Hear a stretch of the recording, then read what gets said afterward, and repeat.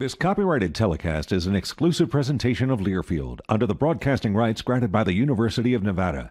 Reuse of this presentation is prohibited without the express written consent of the University of Nevada and Learfield.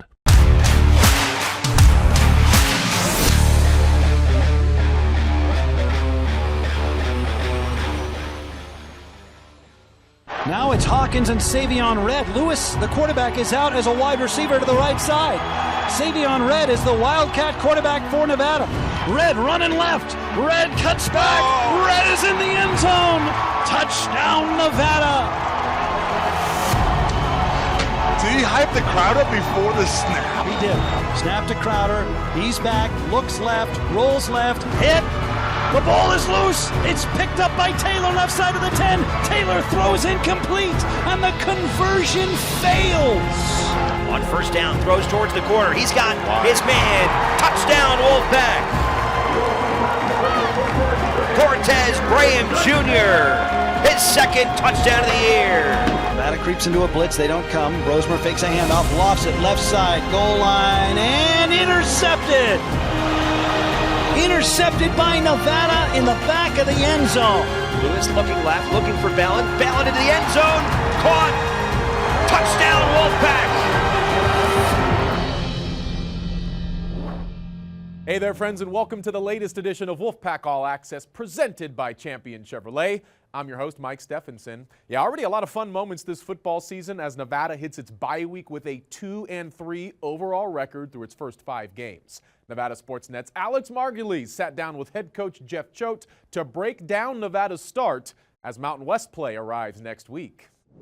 Alex Margulies here with Jeff Choate, and Coach, now into your bye week after your first 5 non-conference games. I guess let's start first with, and I know we're taping this after you guys finish up the end of non-conference play against Eastern Washington, so things can change over the next couple of weeks. But just in terms of your team's health, because I know there were quite a few guys that did leave the game against Eastern Washington. Drew Watts did not play in the game against the Eagles. How do you feel like your team's health is going into the bye week? And I know that's a great opportunity to kind of get some of those bodies rested. Yeah, well, I think we had Tyson Ruffins and Spencer Lovell that went down in the game.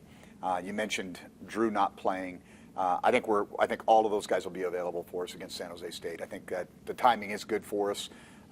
We got some old dogs that need to rest up and get healthy, and we got some young guys that will benefit from that because they're going to get more repetitions in practice. And you know, it's a long season. You got to continually build depth. And so I don't always look at it as a bad thing. If we can get those guys back quickly, that's a positive because they get their bodies feeling a little bit better, and we gain experience and repetitions with some of the younger guys. All right, as you kind of now are able to maybe take a step back and look at that kind of 50,000-foot view of your football team, 5 games in, you're 2-3, you get wins against Eastern Washington and against Troy. I guess what's your just kind of overall feel with your team? Yeah, I mean, I think, you know, you can look back and be really upset and disappointed. The Georgia Southern game's a game that we should have gotten, and that would have put us in a really good position, but it is what it is. I mean, our record is what our record is, and I think that in the grand scheme of things, this is probably where, you know, hey, best case scenario, we're 3-2 or 4-1. Worst case scenario, if we don't want to talk about, but this was probably about where we needed to be able to position ourselves to be really competitive in the Mountain West Conference and hopefully go get some W's down the stretch. All right, you look at your defense through 5 games. Definitely some ups and downs overall. It seems like guys kind of flying around to the football, and we kind of asked you last week. You've been particularly, I don't know if surprise is the right word, but you like the way your interior defensive line has been competing, maybe more than you anticipated. But in terms of just the overall defensive look after 5 games, what kind of stands out to you? Yeah, I think that definitely stands out. We don't have superstar players at defensive tackle, but they play extremely hard. Mackey and Thomas Whitty stand out to me as 2 guys that, number one, they've provided really good leadership on that side of the ball, but they set the standard by how they play with effort. And so that's been awesome. I think we can cover. You know, I think that we've got 3 corners that we feel pretty good about. I think one of our safeties can roll down on any slot in the country and cover him. When you look at the offensive side of the football, Brendan Lewis leading the charge at quarterback. Your running back room has had a couple of 200-plus yard games, and the wide receiving core have been really fun to watch. The offensive line, I think, you know, has been very productive. I guess, how do you sort of evaluate your offense? Yeah, I think who we are to have success, we've got to establish the run. And that may be gap schemes, that may be inside zone, that might be outside zone, fly sweeps. but we've got to kind of probe the defense and find a way to consistently run the football. And once we can do that, then that opens up our passing game, and that's really who we are, right? And some things that we probably need to do consistently to win games. We probably need to rush for more than our opponent. We probably need to possess the ball longer than our opponent, and we've got to win the turnover margin. You're going to start off on the road against San Jose State and the Spartans. You briefly touched on them and the fact they do have a new head coach who came over from Navy, who traditionally was a triple option attack, not what we're seeing right now. No. With the Spartans. I guess what have you been able to see so far in film from them? Yeah, they're wide open, man. I mean, they are 3 and 4 wide, and you know, it's a lot of quick game. They get the ball out of that. They have wide split. It's very Mike Leach, Washington State air raid. Wide splits, vertical sets, spread you out, distribute the ball to a lot of different guys. The young quarterbacks have done a nice job operating the system, and I think that you've got to have ways. They throw a lot of slot fades. You got to have ways to bracket the slot. You got to have different coverage looks for this young quarterback, and we've got to be able to affect him either with a pressure game or with our 4 down. And so that'll be a big challenge for us. What are you looking forward to the most about seeing how your team competes against Mountain West competition? Yeah, week in and week out, we don't have, there's no, hey, we got to pull a rabbit out of our hat because these guys are going to have so much more resources than we do. It's really more of our guys against their guys, our coaching staff against their coaching staff, and doing a really good job of finding matchups and trying to find those little nuggets in the film room that are going to help us exploit something that they're not doing well, and make sure that we've done a really good job of self-scouting, because now the one advantage that we've had is that we've played an extra game. The disadvantage is that everybody has an extra game on us. And so when we do a 4-game breakdown, they're doing a 5-game breakdown. And in fact, San Jose has the same bye that we do. And so and got an extra night. They went up to Pullman and played an overtime game, and pretty exciting game there on Friday night. And so both of us will kind of have a body of work that we need to be able to operate off of. And, it's never easy to win on the road, and it'll be fun. All right, it's going to be fun to kick this thing off. Nevada taking on San Jose State in a couple of weeks. First, the bye week, though. Coach, thanks for joining us. Appreciate it, Alex. All right, thanks, guys. We got a whole lot to get to here on Wolfpack All Access. Later on in the show, back to football as we share the story of running back Patrick Garwo III. But when we come back, we got to try and make sense of all this realignment stuff after a crazy week for the Mountain West Conference. That's next.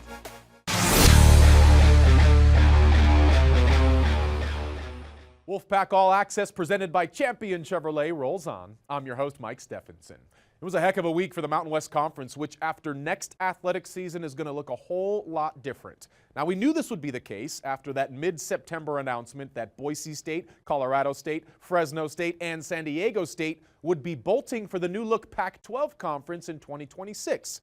Well, this week another Mountain West program was poached, with Utah State announcing its intention to join the Pac-Pact as well. With some now $90 million in exit fees coming the Mountain West's way, something had to give. On Thursday, the conference's 7 full-time football members announced their allegiance to each other, committing to the Mountain West through 2032, with the conference committing to disperse that $90 million and maybe even more throughout the league. After flirting with conference moves of their own, it'll be UNLV and Air Force getting the biggest chunk of that pie, more than double the 4 other full-time conference members, which includes Nevada. The Wolfpack will receive a one-time payment of $10.3 million in June of 2026. This week, both Nevada basketball coaches sounding off on the state of the conference. For the most part, the Mountain West has been able to stay solidified and strong with their members, and now you've almost got a split right down the middle of 5-6 teams that are gone, 5-6 teams that are staying, and now you're just kind of waiting to see what that future is going to look like, of just what teams are going to be in the Mountain West. I honestly was very shocked when I saw the 4 teams leave the Mountain West. I kind of thought we were going to stick together and ride this out and kind of become the best conference on the West Coast we were heading in that direction. And so, I think our conference has done a great job of retaining, the group that we have to try to keep us together. And I think they'll go out and add some people that'll bring great value and maybe give us a new footprint, whether that's to Texas or more to the Midwest. But I think they'll do a good job of finding something that's a great fit. And as a coach, for there, that just, helps us with recruiting. Now that's a bigger footprint that we have to get players home. So I think it's all kind of how you look at it. You can be mad and be upset, but for me, I don't have any decision-making power in that. So we just want to keep doing the best we can and try to find the positives with the situation. And the Mountain West is not done. It still needs more members, so there is much more to come. You can stay up to date with it all over at nevadasportsnet.com. Coming up next on Wolfpack All Access, Patrick Garwo III's unique journey to rocking the silver and blue. But first, here's Chris Murray with This Week in Wolfpack History. On September 25th, 1971, the Nevada and Boise State football teams played for the first time, writing the initial chapter in a bitter rivalry that has spanned 53 years and spawned 45 games. The Broncos won that first matchup, a 17-10 slugfest before 5,000 fans at Mackey Stadium. Nevada led 10-7 entering the fourth and final quarter, but was ultimately felled by 6 turnovers. This Nevada is a physical team, Boise State coach Tony Knapp said. This is as physical a contest as we'll play all year. Boise State would win 9 of the first 11 matchups between the schools and has a 31-14 overall advantage. This rivalry featuring some of the most memorable games in both schools' history. But with Boise State off to the Pac-12, this great rivalry's future is suddenly murky.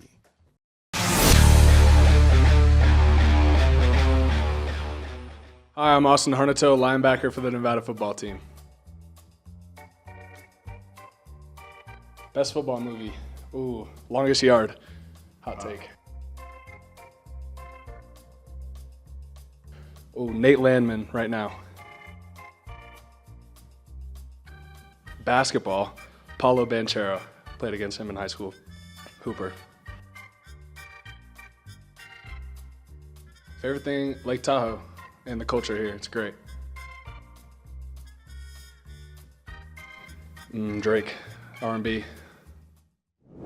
Back here on Wolfpack All Access, presented by Champion Chevrolet. Nevada's running back room is looking to restore the Pac's proud history of pounding the rock. Helping lead the way is a kid playing his last college season far away from home. Shannon Kelly has his story. Patrick Garwo III's Liberian roots have shaped his identity. I learned a lot in general about sacrifice, because that's what a lot took place over there, and then brought into my family how I seen them really try to raise each other, and when there wasn't a lot of directions to go. Garwo was raised in Levittown, Pennsylvania, with his parents and more than a dozen family members packed into a 2-bedroom apartment. It was a lot, but it was normal. So I mean, every time I went to a friend's house and saw it more calm, it was kind of weird for me. It wasn't 16 all at once, but it was just periodically. The concept of sharing was big for me. Had to learn how to lead pretty fast. His dad was, away at work a lot, and it was his mom and him, and they were doing the majority of the work to make sure that everybody was okay and safe. Garwo credits his middle school coach for recognizing his talent on the soccer pitch and convincing him to play football. I remember my first football camp I went to. I think it was in 8th grade, and they were going over the holes like 2, 4, 6 for the running backs. I was clueless. I didn't know anything. But the decision to leave Liberian football for American football wasn't easy. Yeah, I had a bad leg injury, broke my leg, and no surgery or anything, but it kind of got stripped. I still loved the game, but my passion was in football. It was in the camaraderie of football, the big team sport, the physicality. He sure doesn't look like a soccer player, but you can see it in his feet and his ability to change direction. You can see how that helped his football game. Before coming to Nevada, the 5'9", 212-pound back spent 5 seasons at Boston College, earning second-team ACC honors. He credits his family dynamic for helping him become a stronger football player. I was fortunate enough to be captains of 2 times at Boston College and then in high school. So learning the family aspect of any organization, like a football team, is huge, because you really, without that connection, you can't go that extra mile. Wolfpack running backs coach Mike Lynch had previously recruited Garwo to Syracuse.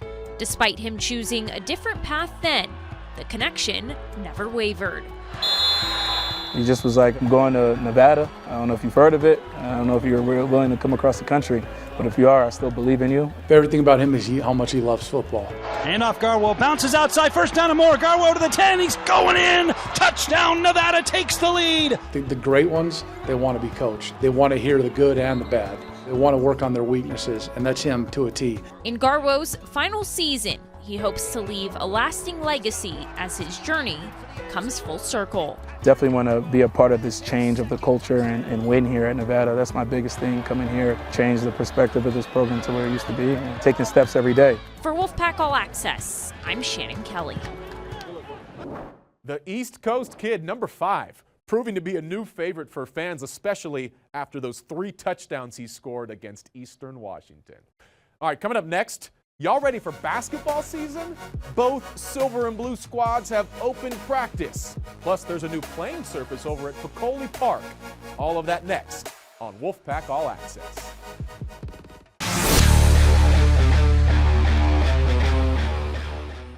Welcome back to Wolfpack All Access, presented by Champion Chevrolet. I'm Mike Stephenson.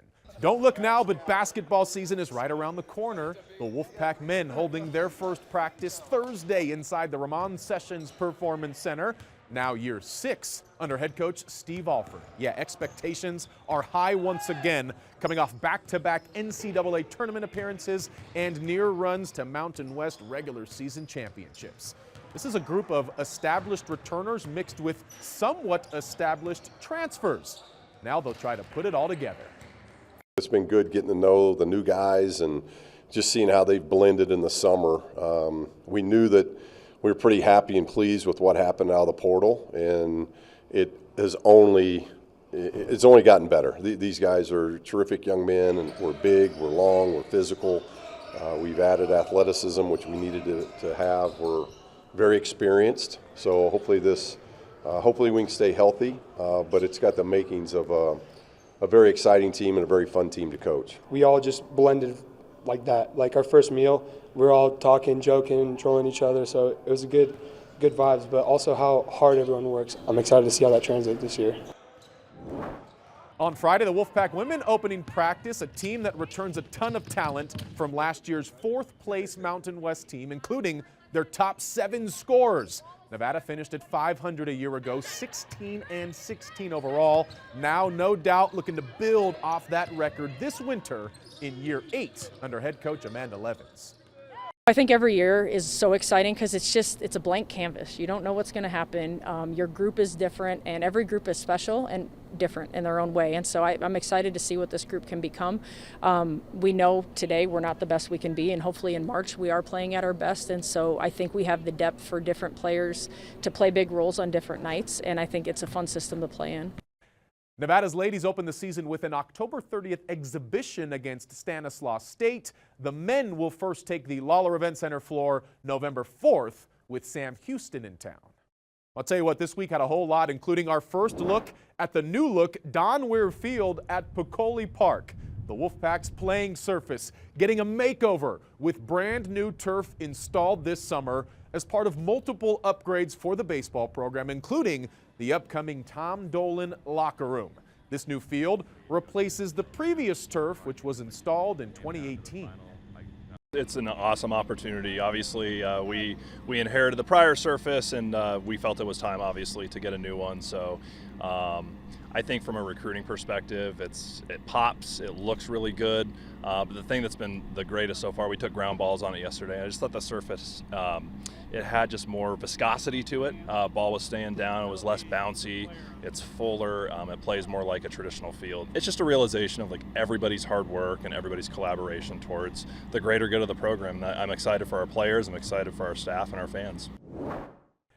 Nevada will debut its digs during fall ball October 19th when the Pack welcomes Utah. Coming up next, we'll check in on Nevada volleyball and soccer as we wrap up the latest edition of Wolfpack All Access.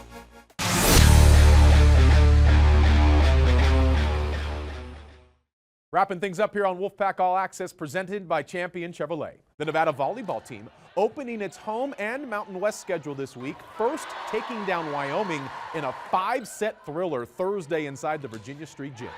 Colorado State then came to town Saturday with the Rams leaving Reno with a win. Wolfpack soccer starting its Mountain West run with a loss on the road at San Diego State Thursday, followed by a Sunday loss at New Mexico. We finish with a couple quick notes from the university. Join Nevada football as the Wolfpack welcomes Oregon State for the school's 150th anniversary celebration.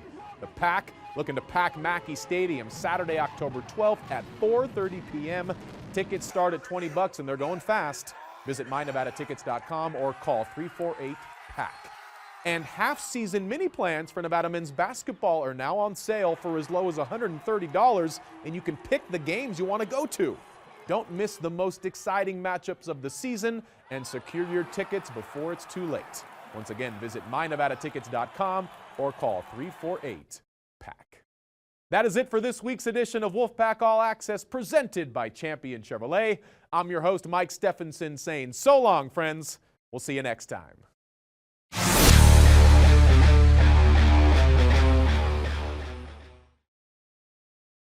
This has been an exclusive presentation from Learfield.